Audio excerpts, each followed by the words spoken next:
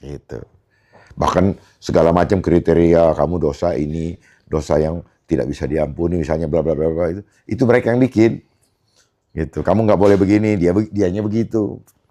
Ya, makanya orang-orang bangsa Afrika, kamu tidak boleh menggali ini karena di situ ada setan kan gitu. Dia yang gali. Lalu dia perbudak orang Afrika. Ya. They ask we to cannot digging, but they digging gitu. Mereka yang gali itu harta benda di sana. Gitu. Termasuk gambar peta Afrika juga kan mereka kecilin. Ya. Belum lagi kalau kita bahas kenapa waktu 60 menit. Gitu. Mereka juga yang bikin. Kenapa gak 70 menit? Iya, betul. Kenapa dari Norwich, dari GMT, ya kan gitu. Karena mereka mau bangun alam bawah sadar kita untuk selalu hidup kayak dikejar-kejar. Jadi hilang kita punya free will dan akhirnya kita menjadi manusia robot. Mungkin juga untuk memutus keilahian kali Pak, biar kita nggak sinkron sama alam. Ya, makanya dia selalu putarnya begini. Iya, nggak sinkron, jadi manusia bingung nih, jadi nggak nyatu gitu sama alam. Memang. Ya, jadi dikejar dengan busy kan, kesibukan kan, busy kan, being under Satan yoke. Jadi orang dikejar-kejar waktu. Nah, sementara pembagian waktu mereka yang bikin juga. Yang disebut GMT, yang saya bilang tadi di Norwich. Sementara ada negara yang bagaimana? Negara yang tidak ada mataharinya, misalnya. Atau negara yang tidak pernah ada gelapnya. Gitu.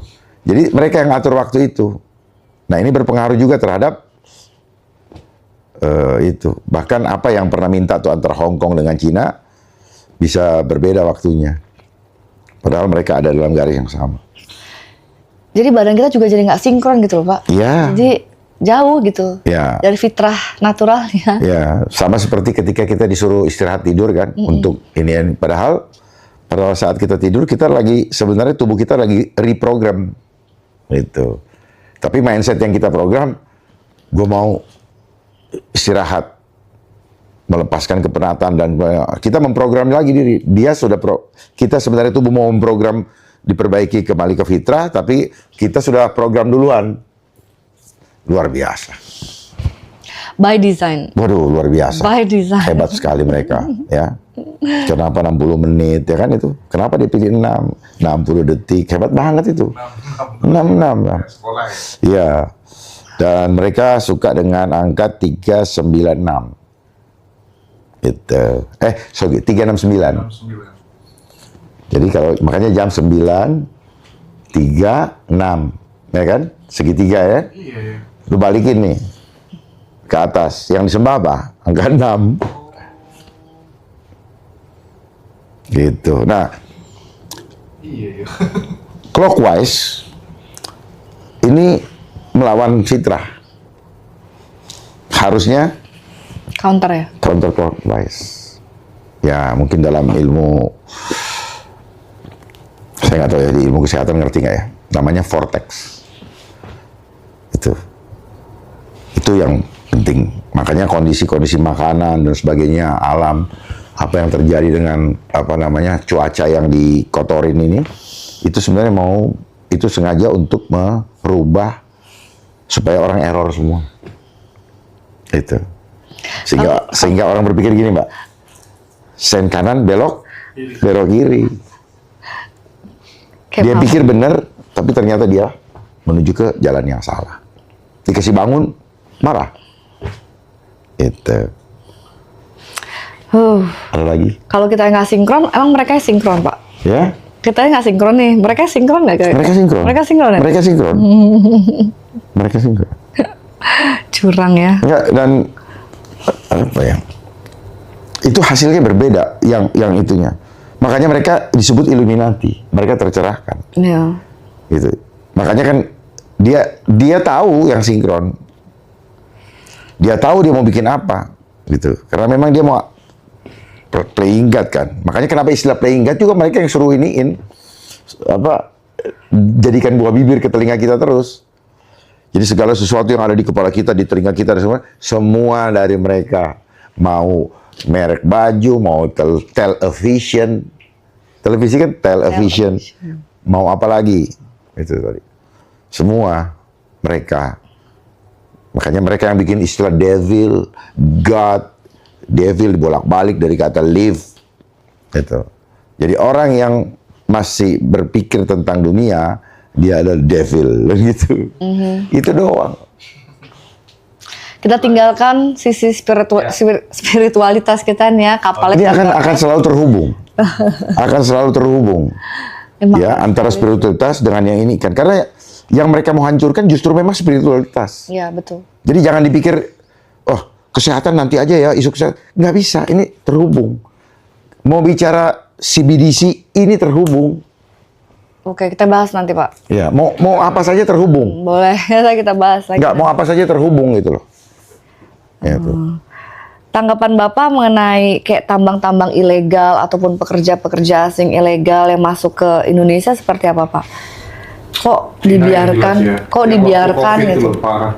Sekarang pun begitu, ya kan, banyak tambang-tambang liar. Yeah. Terus kalau saya lihat di sosial media, saya mau marah tapi nggak bisa. Saya nggak punya power, saya nggak punya jabatan. Siapa saya gitu loh.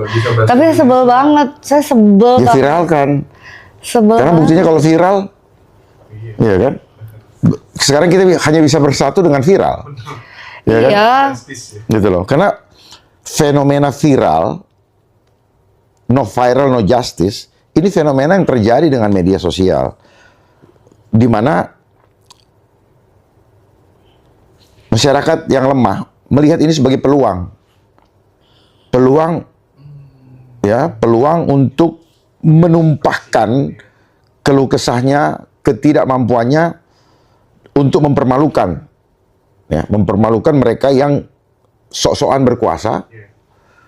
Karena satu, karena punya power, dua, karena punya uang. Itu. Nah, nggak ada lain. Nah, tapi waspada, ingat bahwa ini adalah fenomena yang sudah dikonsepkan oleh si mereka the ruling system atau sutradara. Supaya terjadi apa? Makan ancur-ancuran di antara kalian. Ini konsep adu domba sebenarnya. Buat kita oke, no viral, no justice. Ya. Bahasanya aja Inggris kok. Kita bilang no viral, no justice itu kan dari mereka juga. Jadi mereka pinter, udah tak ini lempar, oh ini bahas istilahnya itu. Coba sadar dong, ya. Segala sesuatu yang berbau itu begitu keluar nanti diterjemahkan bahasa Indonesia. Bahasa Indonesia kan bahasa adopsi. Indonesia juga fabrikasi kok. Melayu, Sanskerta, Peranakan ya. bahasa Inggris, ya kan, Belanda dan sebagainya diudak. Lalu Serapan. muncullah namanya Sumpah Pemuda. Satu, nah kan gitu. Padahal ya bahasa yang ditarik-tarik dari kanan kiri itu. Ya bahasa Jawa juga ada. Itu. Ngaji bahasa Indonesia bukan. Ngaji Rosso. Kan gitu. Ngaji. Ya, ada Sirna Rasa. Gitu. Ya yang ngerti di sini, mungkin yang di sana nggak ngerti. Gitu. Nah, lalu disamakan, masuklah yang tadi disebutkan itu kan, dipakailah itu. Jangan lupa ngaji loh. Ngaji. Tapi kalau dari bahasa aja, ya istilahnya itu kita terinfiltrasi gitu ya, dari cuma kosakata aja atau dari frame-frame tertentu. Berarti sebenarnya penjajahan itu udah nggak perlu lagi pakai senjata kali ya. Jadi penjajahan, apakah ini bisa dibilang penjajahan era digital? Ini yang disebut Bung Karno, neokolim. Ya, neokolim. Jadi kembali lagi, United Nation atau Perserikatan Bangsa-Bangsa dimulai dengan dibentuknya Liga Bangsa setelah Perang Dunia Pertama. Itu. Dimana pada saat itu mulai didengungkan yang namanya New World Order oleh Woodward.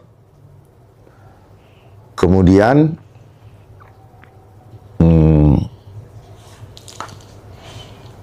dibangunlah dengan tujuan itu. Jadi Liga Bangsa-Bangsa terus kemudian bertransformasi menjadi United Nation. tapi diselingi dulu dengan Perang Dunia Kedua.